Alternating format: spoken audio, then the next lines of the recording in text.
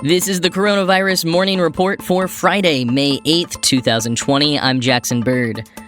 Was the Sundance Film Festival another super spreader event early on in the disease? Now that remdesivir is thought to be a treatment, doctors want to know why they can't get their hands on it. Blood thinners show promise combating those clotting issues we've been seeing. A comprehensive look at antibody tests and what they can and cannot do. And a look at New Zealand's bubble concept. Could it be a playbook for the next few months? A few more stories about disease origins. Officials now think the first incidence of community transmission was in a nail salon, quoting the Washington Post. After the governor announced a 4-step plan to lift restrictions on the state's economy, some have questioned Newsom on why nail salons and other personal services will not be immediately allowed to reopen.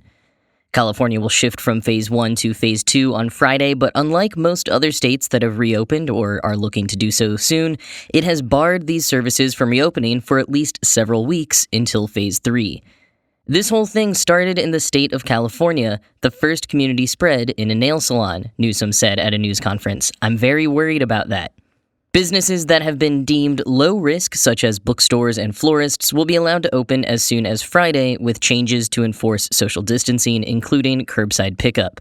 But health officials have put red flags on nail salons and other high-risk businesses, such as gyms and hair salons, that are likelier to have more person-to-person contact between employees and customers, end quote. And as we spoke about yesterday vis-a-vis New York, officials and researchers are now tracing the travel, first international, then state to state, that they think seeded many of the outbreaks here in the U.S. Was the Sundance Film Festival a first petri dish of coronavirus in the States? A swath of 120,000 attendees apparently suffered harsh flu-like symptoms during the festival in January. This is from The Hollywood Reporter. 2 days after patient 0 was identified in Washington, the festival kicked off. Few, if any, in Park City were thinking of the coronavirus.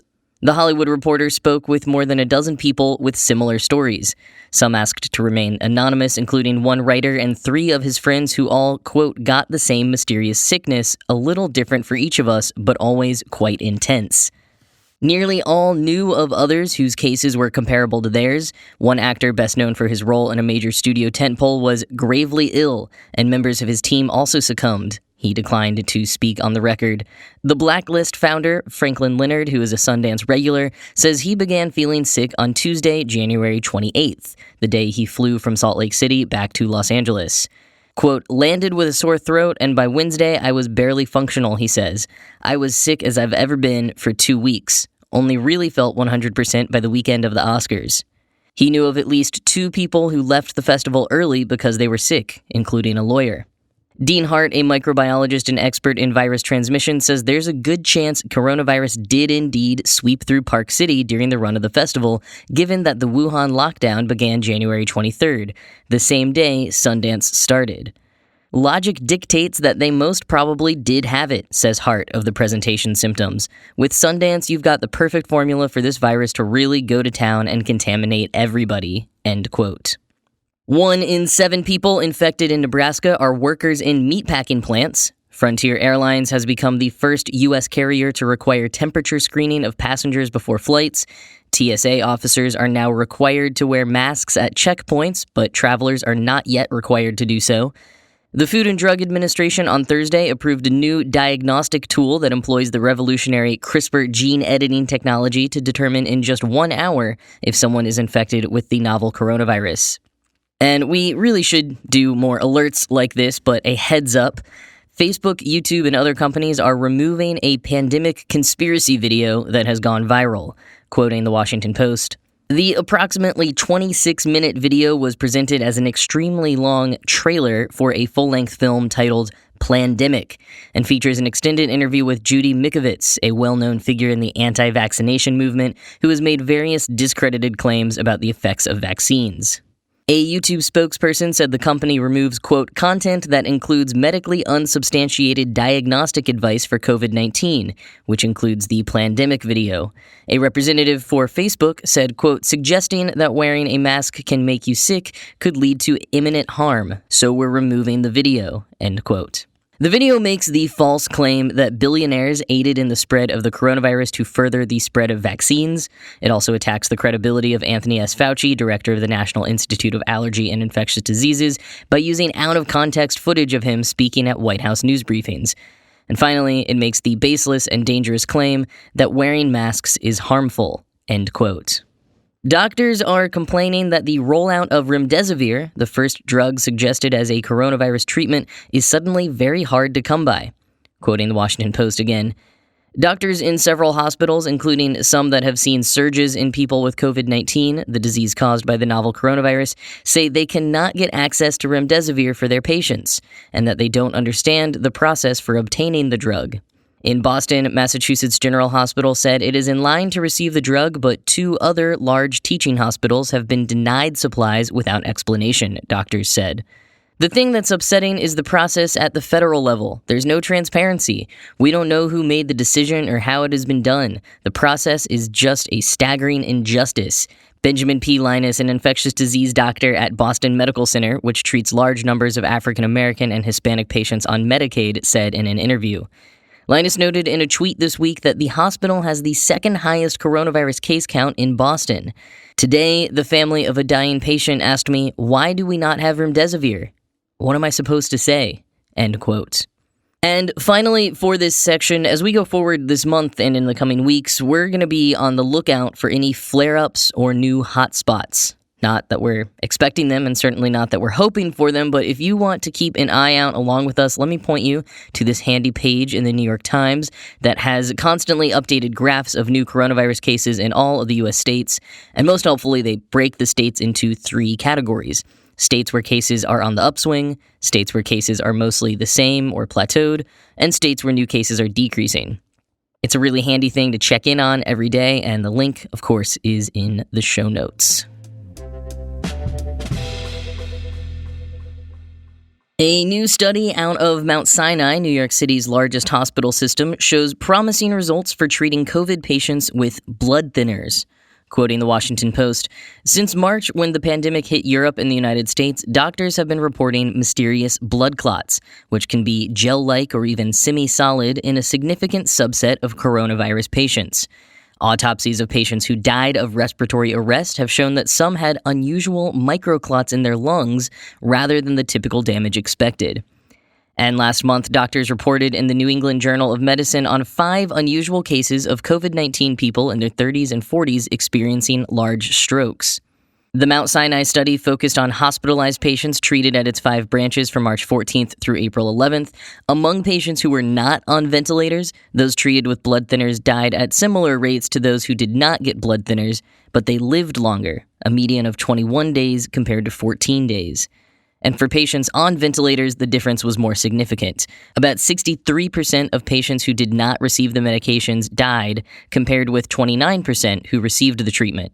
Another critical finding of the study is that giving blood thinners to these patients appears to be relatively safe. There was not a significant difference in the most dangerous side effect of anticoagulants, bleeding, in those who were on the drugs versus those who were not. As a result of the analysis, Fuster said the hospital system changed its treatment protocols several days ago to begin giving patients with COVID-19 higher doses of blood thinners, end quote. Thomas W. Wakefield, head of vascular surgery for Michigan Medicine, said the anticoagulant heparin used on some patients in the study probably helped both interfere with the entry of the virus through spike proteins and tamp down the inflammatory effects of the infamous cytokine storm. Like all treatments being tried right now, there are pros and cons. In this case, when prescribing blood thinners, there's a delicate balance that doctors have to weigh between bleeding and clotting. Valentin Fuster, the physician-in-chief at Mount Sinai Hospital and one of the study's authors, said in an email, "My opinion is cautious, but I must tell you I think this is going to help. This is the opening of the door for what drugs to use and what questions to answer," end quote. The study, as reported, was based only on a review of medical records of 2,733 patients, but a randomized trial of 5,000 patients begins this week at Mount Sinai. Even while some newer symptoms like blood clotting and so-called COVID toes continue to emerge, it does seem like we all mostly have a handle on the symptoms to look out for COVID-19. Fever, dry cough, shortness of breath, headache. But for the people who have actually had COVID, there's a lot more nuance, some surprise symptoms, and much, much more pain than a list of symptoms could communicate. The New York Times spoke with several people who have been sick with COVID-19, and they described their experiences in vivid detail. I'll share some standout quotes, but it is really worth a read. Aaron Kinchin, 39, described the lack of taste and smell many people have reported, quote, "I was hungry, and then the taste of food was unappetizing. I put some onions in the Instant Pot to saute. I put my face in the pot, but I couldn't smell the onions." LaToya Henry, 43, was one of the people for whom the disease came on fast and furious. Quote, "On Monday, I'm in the parking lot of my allergist's office with back pain and a cough that I thought was a sinus infection. On Saturday, I'm in an ambulance headed to an emergency room.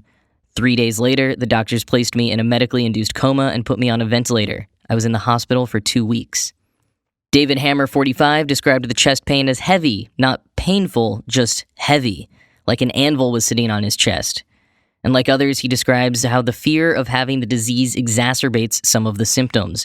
Quote, "I've never really had a panic attack before, but I'd never felt anything like this. I started to feel tingling in my fingers and my extremities, and I'm thinking, this is a heart attack. What I was experiencing was not extreme difficulty breathing. It was panic about whether I had extreme difficulty breathing." Mark Backlund, 73, called the complete lack of energy and drive, the way his brain just wouldn't work, the corona fog. While Jared Miller, 27, said it felt like a very long hangover. Like LaToya Henry, he describes feeling like he got beat up in a professional boxing match. Clement Chow, 38, describes the mental side of things, which he found even harder. Quote, "I was in the ICU for my whole stay, 5 days. The scariest part was being alone. My wife dropped me off at the ER and then was asked to leave. I didn't see her or my kids until I was discharged. And while in the ICU, I spent nights awake thinking about whether I was going to die. The first night they told me they might have to intubate me, and I spent that whole night wondering whether I would ever see my family again. The physical pain was mostly taken care of by drugs and oxygen, but the loneliness was real. The staff, too, everyone was in PPE, so the interactions were very impersonal. I still don't know what any of the staff look like. I did have great staff, they're amazing, just didn't really realize that seeing people's faces was so important to feeling safe." End quote. Kadambari Wade, 44, said she felt like she wasn't even in her own body anymore, and also that she was coughing so much a C-section scar from 10 years ago started hurting. Almost all of those interviewed by the New York Times described the recovery process as being non-linear, a fear of having the disease and a fear of the unknown, and also the extreme fatigue and extreme pain. Most of them, like Kadambari, felt their bodies were completely overtaken by the virus.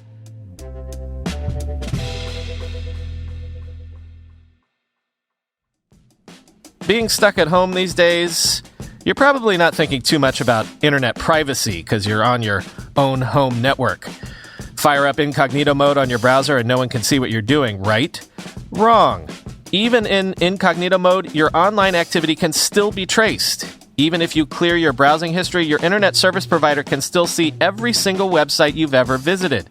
That's why even when I'm at home, I never go online without using ExpressVPN.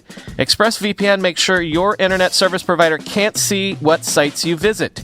Instead, your internet connection is rerouted through ExpressVPN's secure servers. Each ExpressVPN server has an IP address that's shared among thousands of users.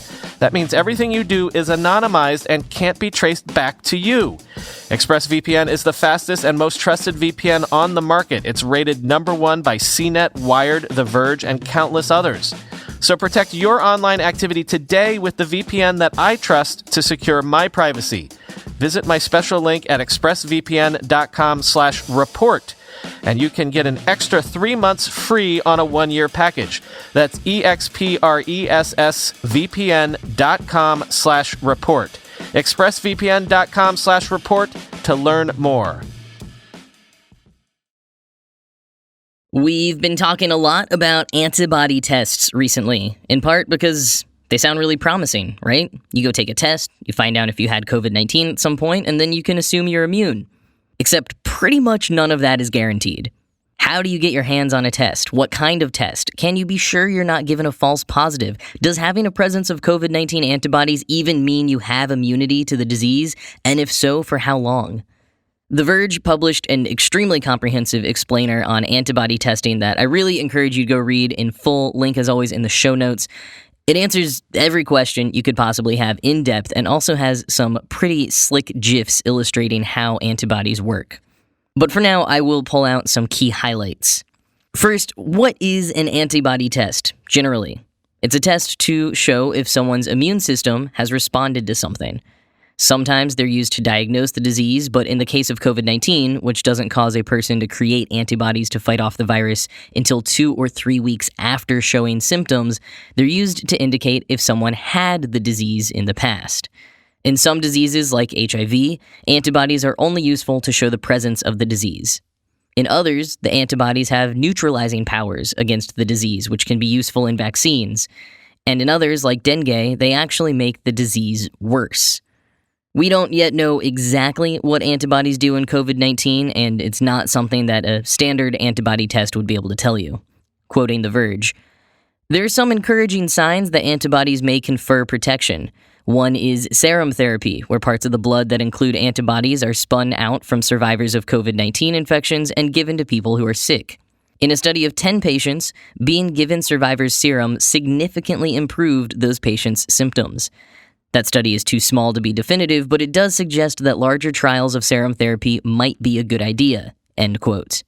But the jury is still out on if having recovered from COVID-19 will confer immunity. While that's usually the case for other coronaviruses, we don't yet have solid evidence for the new coronavirus, and even if it does exist, we don't know for how long it would last. Quote, "The coronaviruses we know best, the ones that cause the common cold, can reinfect people after a certain period of time.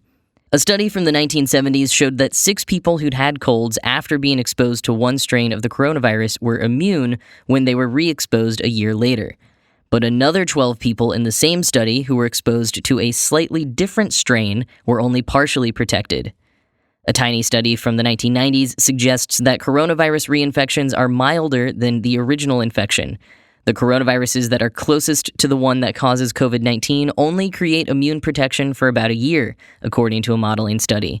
That may be a clue to how the new coronavirus behaves." End quote.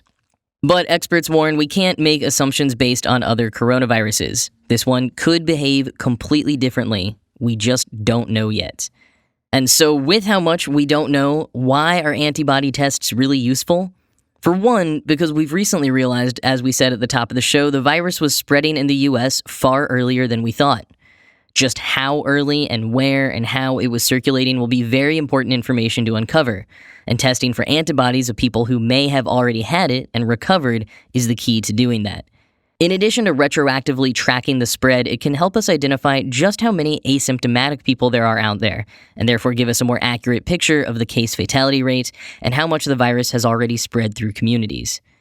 But as antibody testing has picked up speed, more stumbling blocks have popped up, especially around false positives. Quoting The Verge, "In order to best determine how likely a test is to produce a false positive, most laboratories use specimens collected from people who have a lot of the virus and people they know haven't been exposed, for instance because the sample was taken before December 2019.